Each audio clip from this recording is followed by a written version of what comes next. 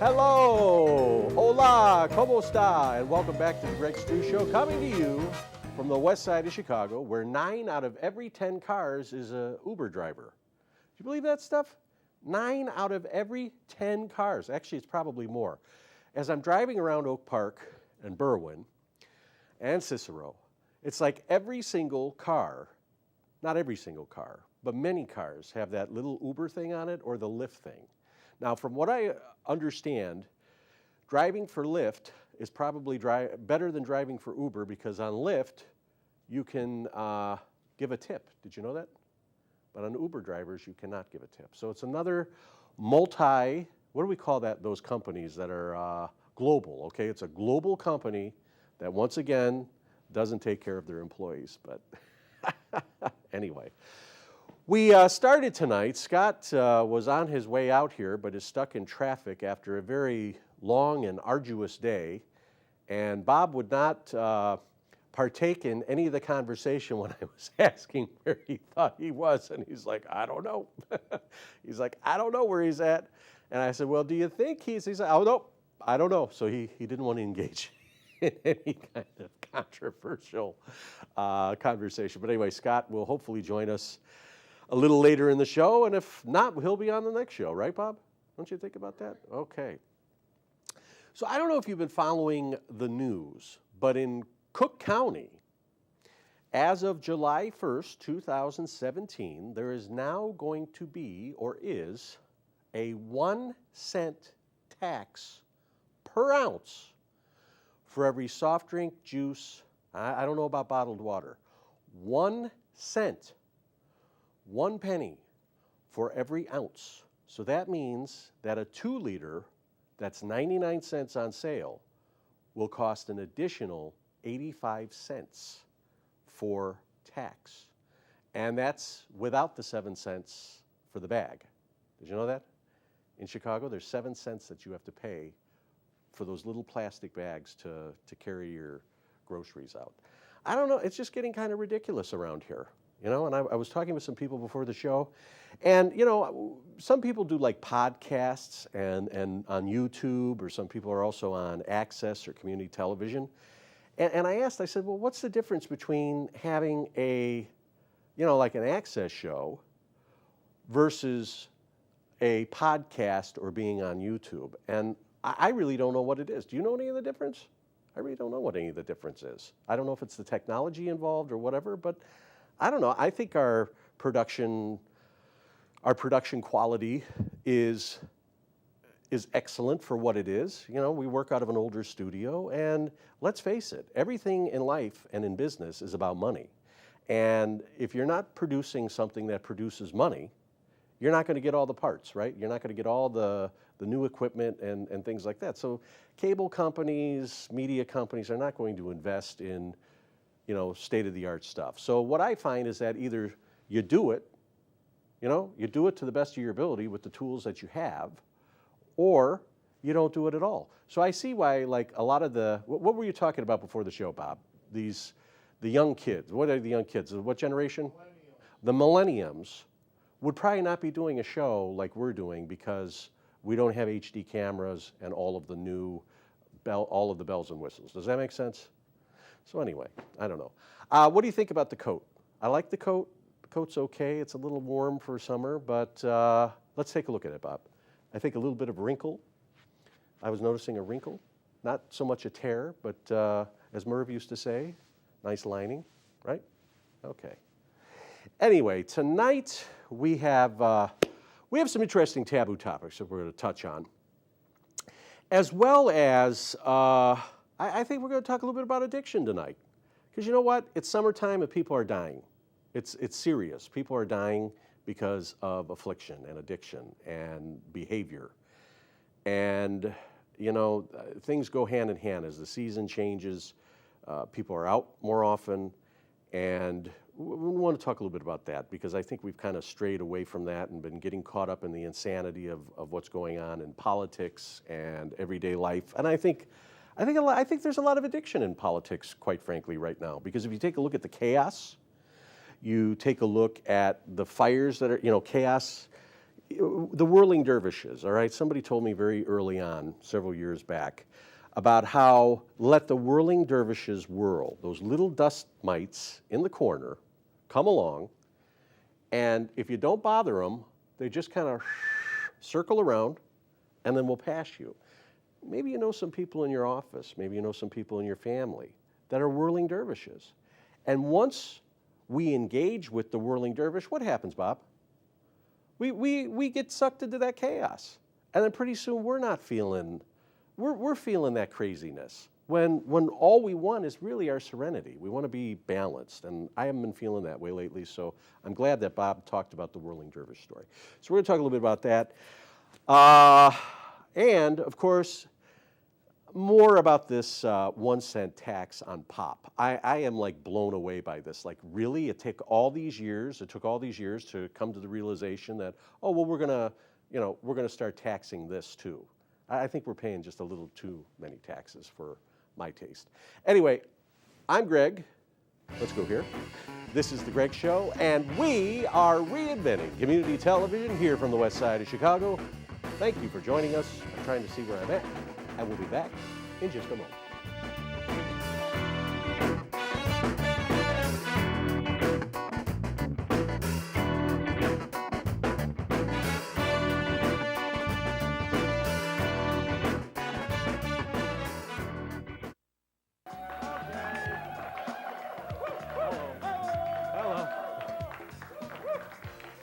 Thank you.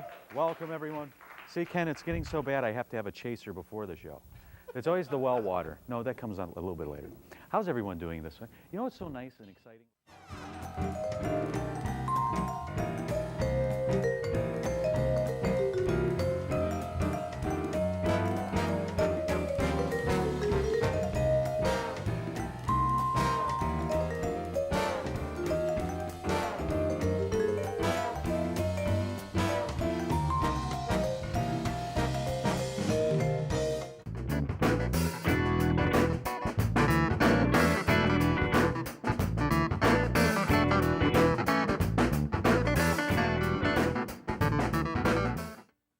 Hello again, and welcome back to the Greg Struss Show. I'm Greg Struss, coming to you. We are coming to you from the west side of Chicago, better known as Elmhurst, Illinois, and Cable Television City, right, as we commonly know about it. Bobby Mudra's with us. He'll be with us shortly.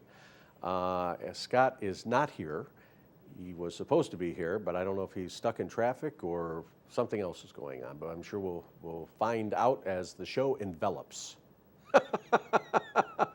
Anyway, speaking of the show, you can watch us also on youtube.com with the search words Greg Struss Show. And do you believe that we have done 63 half-hour episodes? And we're coming up on our 5th anniversary here that we're very excited about. And I keep thinking in the back of my mind that 69 is the number to beat. And you know why 69 is the number to beat? 69 is the number to beat because we... Hi, Bob. How are you? I haven't introduced you yet. There we are. 69 is the number to beat because we did 69 shows in Michigan of the Grand Alley, which you can also look up. Those shows are from the 90s. We were on a CBS station in Grand Rapids, Michigan for a while, WWMT. And everybody there was just a great group of people and enjoyed that affiliation and had a great time. And it's different. This, each show has been different. Each show has had its, I don't know, what would you say, Bob? Let's just introduce Bob tonight. Bob, this is our director, Bobby Mudra. He steps in when Scott's not here. How are you doing, Bob? I'm doing fantastic. You know, when you're talking about shows, all right, this is 63 shows in almost 5 years. What do you think about that? Like the evolution from like when you first came here versus where we're at today. What do you think about that? I know it's a deep question. I'm throwing it at you, but we're going to try it. I think we're having a lot more fun on these shows, which that's the nice part about it. Yeah. We're having a lot more fun, and not sweating the small stuff. Well, Tom Snyder used to always say, don't sweat. Wait, what is it? don't sweat petty things and never pet sweaty things, right?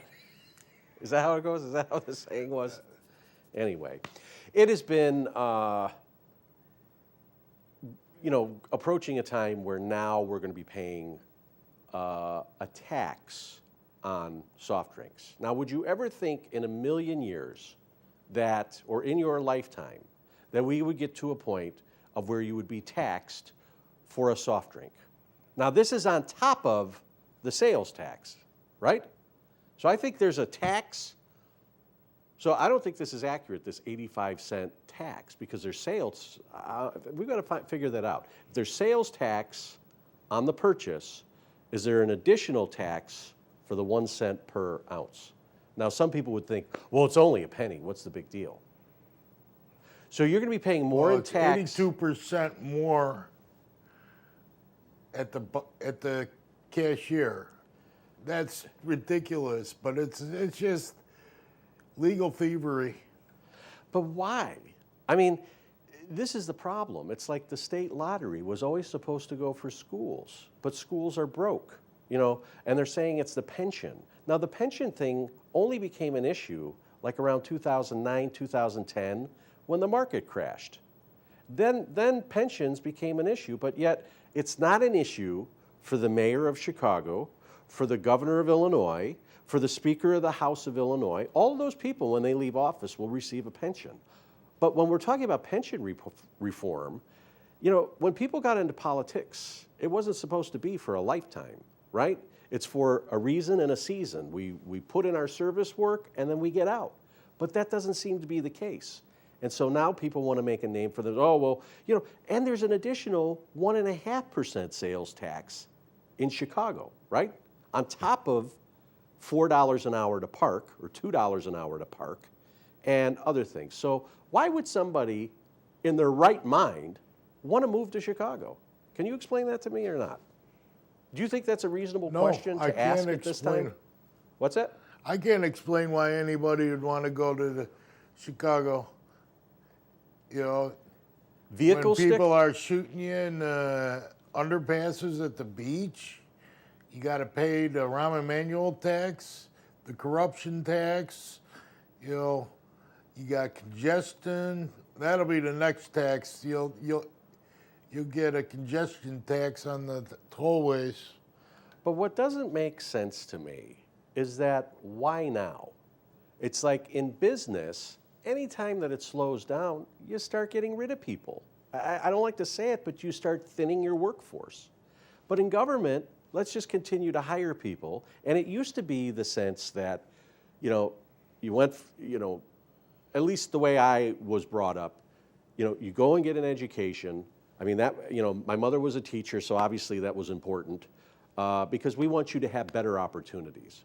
Okay, so you go for whatever it is that you're going to do in your life, and you do it to the best of your ability. And I don't understand why now, okay, on top of $117 a year for a vehicle sticker. I'm really starting to show my age as I get closer to 50. It's like, I remember when people used to talk about this stuff and the taxes, and I think like, dude, settle down. And now it's just kind of like, how do you live? You know what I mean? It's like, just how do you live with these things? So acceptance, right? Is that what we talk about? That's one way. But I mean, as far as the education goes, there's a couple districts just west of here where you've got the administrator, and he has 2 assistant administrators. So that's right there. That's $1 million salaries, and Pretty close. And staff, and they don't even teach it. They don't even see a student. They just writing paperwork to go to Washington. Then that's where the problem is. Yeah, and see, and if they don't, and this is the other thing that people don't know about with the whole don't leave children behind. What was that? No child left behind. Teachers can no longer fail a student that isn't passing, because the school, it doesn't look good for the school. The superintendent doesn't like it. The administrators don't like it. And the taxpayers don't like it because they're not getting money from the state, and it brings down the scores for the school. So who's really winning here? Nobody, I don't think. You know, the students, you know, you take a kid that can't read or write, and now all of a sudden he's a senior in high school. What are you going to do? I mean, it just doesn't seem right to me. The system seems like there's something wrong. But that's a whole different topic for another day. I think it's kind of interesting, though, how, so where's all this penny tax going? Well, it's only a penny, you know, but where's it going? Is it going to the schools? Is it going to the, you know, where is it going? And that's the big question. And I hope that somebody wakes up and challenges this stuff and you know, starts to ask some questions. So anyway.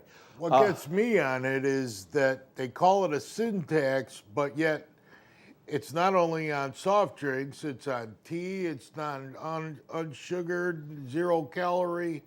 So they call it a sin tax on the sugary substance, but it's on any beverage in the city of Chicago. So and here's the other part. Who's really going to get messed with are the soft drink companies, I would think, right? Because if less people are buying, and who do they employ? On the production side, it's the lower end, all right? You don't need an education or special skills to work on a production line. And thank God for those companies because they keep people employed. But what does that penny tax really do to the soft drink company? And that's going to be, I think that's what's going to happen. And then, what about the link and welfare? You know, does the card carry, you know, are people able to buy pop with that? You know, so is it really serving a purpose other than greed? I think that's the question. But anyway, when we come back, we are going to talk about the family secret. Remember that? Remember the white elephant in the room that nobody wants to talk about? The family secret. I think that's really good because it comes along with the role of addiction and chaos. And I want to talk about that and get your insight on it too, Bob, when we come back in just a moment. Thanks for joining us, everybody. 10 minutes.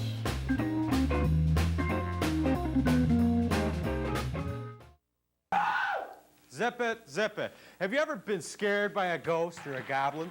You know, some communist bastard who's too afraid to face reality, so he hides behind a white sheet. Well, tonight on the Gregory Struss Jr. Show, we'll pull the sheets off these wimps. So stay with me because I have a feeling this is going to be a real kick-ass show. Join me!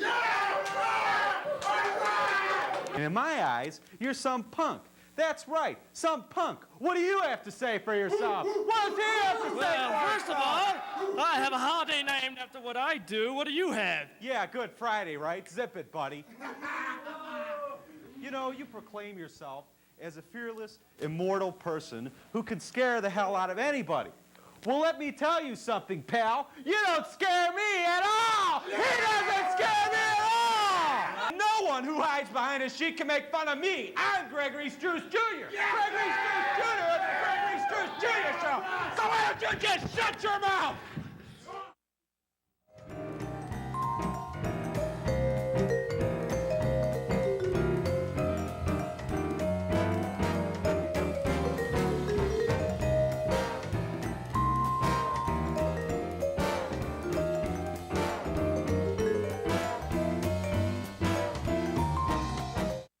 And we have returned. And you know what? I'm really enjoying some of these you know, I don't really consider it like a look back, so to speak, on a past show. But, you know, the tapes just kind of sit there. And I think that, you know, it was a part of my life. It was a part of, I think it was a part of who I am when I've done this show since I've been like 15 years old. So I like showing some of this stuff in little pieces because I think some of it was entertaining. I certainly learned a lot from the experience, and I hope that you enjoy that as well. And anyway, thanks for joining us. So we were talking about the family secret, okay? If you've come from a dysfunctional family, and I think in many ways dysfunctional families are very common because there's dysfunction in a lot of human relations. But if you grew up, or I don't want to say you grow up, but if you're in a situation where someone in the family is addicted to something, okay, there's gambling, there is alcohol, there's drugs, there is sex, internet porn, shopping, eating. What are some of the other ones, Bob, that I'm not really thinking about here? I think that covers most of them, right? Okay, so, Yeah, narcotics maybe. well, drugs. Okay, I think that would fall under drugs, but drugs, sex, anything that becomes unhealthy, I think. You know, compulsive behavior, not thinking things through, and having that chaos in our life. So the little family secret that comes along is that we all play a role in our family system, okay? And I love this as I was studying counseling several years ago as I was getting ready to get my certification in counseling. And it was kind of, it was interesting because we get to see like what role we played in that family. Some of us may have been the joker or the clown. Others may have been the black sheep or the scapegoat. There's also the lost child, the ghost. And I really didn't realize these things because as I was going through these classes, I was also living with family again. And you know what? In that time that I was living with family, I found that I stepped back into those roles. And even though I had grown and had been away and had done different things in my life, away from family, it was kind of strange in how it all kind of came back. And it really taught me the lesson that if one person in that family union, that unit that came from an alcoholic family, is the only person that goes out and seeks any kind of treatment as far as, therapy, faith-based healing, whatever those things are, to, get a better perception and feel better about life, that I got lost here. What did okay. The feelings of shame, working on those things. If other people in that family unit are not working on those issues, what happens when we all get together, Bob? Well, I can only speak for myself, but I reverted back to my old behaviors, and I tried a whole gamut of things. Being that jokester, that prankster, trying, to help, trying not to help, try to avoid it. I mean, there was all the old behaviors came back. Try to, where did I fit? Where was I at 18? And and that. You seem to, you're saying that it's the family if they're not working at it, but if I'm not working at it, it took me 17 years to get to where I just recognized that I pull back to that, that 16-year-old behavior and, and just started working on it. And you know what? That says a lot about becoming self-aware. And I think becoming self-aware is having boundaries, all right? And that's the deal. I think when the underlying issues have not been discussed, okay? So perhaps you may have been the clown or what have you. But later in life, as you've changed and developed, maybe you're the scapegoat. I don't know. I mean, sometimes those relations change. But yeah, we got to work on ourselves. But if we want to have healthy relations, I think with that family unit, everybody has to work on changing whatever those things are, because here's what I think happens.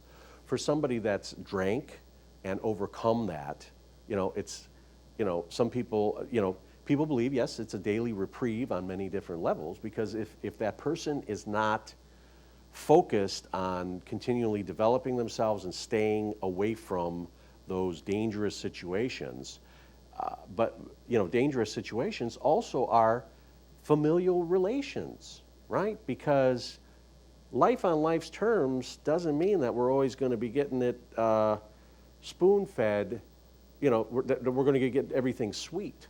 Oftentimes things are blunt, and if I'm not on my game, what's the easiest thing to do? It's to go back and have a drink, or it's to go out and gamble, or go out and do something that's risky because I feel entitled or I feel ashamed of myself. So I think a lot of times that if the family unit is not working together on changing some things themselves, as well as sitting down with the other person that's making those changes and overcoming their addiction, that oftentimes that person that was the addict goes back to it because there was a comfort level.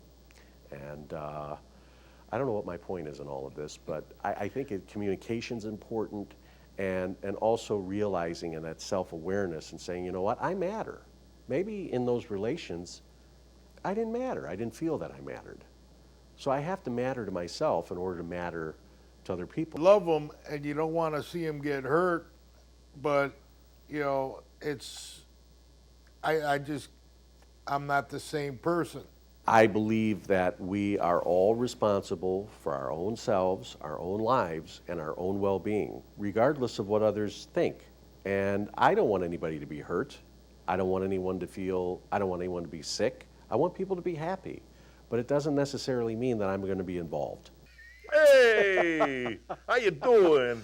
All right, we don't have a long time. We only got a couple minutes here. A man walked up on me when I thought I was selling drugs. Whoa, a little hot there. Holy cow, look at that gut. All right, What did you really say before that? You're like, my man boobs are my showing. man boobs. Be proud. That's what I say. Okay. This guy in high school was a hunk, all right? You had all the women. He was a football player, and he was a madrigal. He had the whole thing going. Like Liberace? No, you just multi-talented, multifaceted, and the ladies just All the loved you. women hated me because I insulted them all the women from Riverdale and Dalton. Yeah, but Get across the tracks, that's what they would always say to me. okay, we were talking about. It's not a flattering shirt, is it?